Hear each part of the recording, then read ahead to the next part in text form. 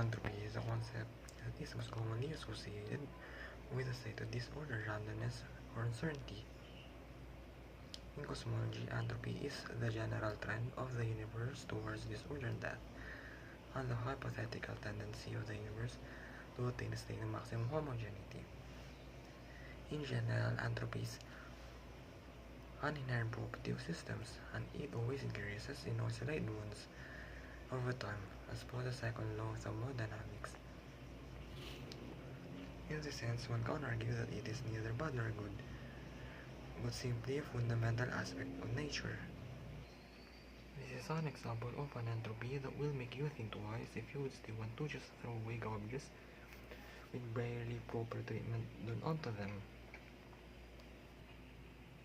These are the trashes out of the packages of consumables that have accumulated in my room since January. Included in here are some from as early as 2022, but the bulk of them have already been thrown away for not having a NEMO space. Many of us are ignoring the effects of the irresponsibility and mindlessness we are afforded and capable of doing to these things, because it is in our subconscious to get rid of the things we do not anymore need and not be mindful of the later consequences these are proven to bring. Little do we know that the garbages we dispose do not just end in the landfills. It is true that they sit there for long periods, but after a while, they will eventually be reallocated elsewhere to free up space. It is the natural ecosystem, the water and river channels, and most importantly, the oceans. No other government in the world is serious about the conservation of environment as much as in Japan and a handful of nations in Europe too. That is why they are highly regarded, and they are whom I'm trying to emulate or trying to draw inspiration from.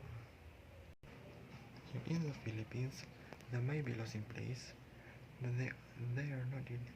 not really given much emphasis by the law enforcement agencies for reasons that they are more concerned on the strengthening of their economies, livelihoods, businesses, and military, all of which can be dealt with in simple ways if we only know how to shift our sights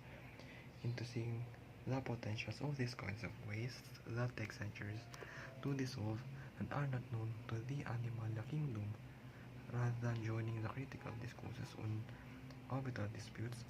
that are in fact stemming from the problems in growing demands for resources locally, rooted to rapid growth and expansion. If only each of us, even from those outside of the nation, knew how to take care of internal systems, problems in territorial disputes would not been this much of a big deal, because we are assured of the security in material and food resources our localities will provide, if only they are flourishing and abundant and prosperous enough from the cares of its citizens. I, for one, is a maximalist myself. I do not trash a sheet of paper until all of its spaces have already been used, filled with ink, pencil, crayon, or paint, and even if they have, they can still further serve a purpose, such as for wiping or drying off excessive liquids or greases that have spilled, or even for picking up droppings littered by a pet off the ground. I do not take baths for weeks, unless I feel the grease or grime my body and scalp have produced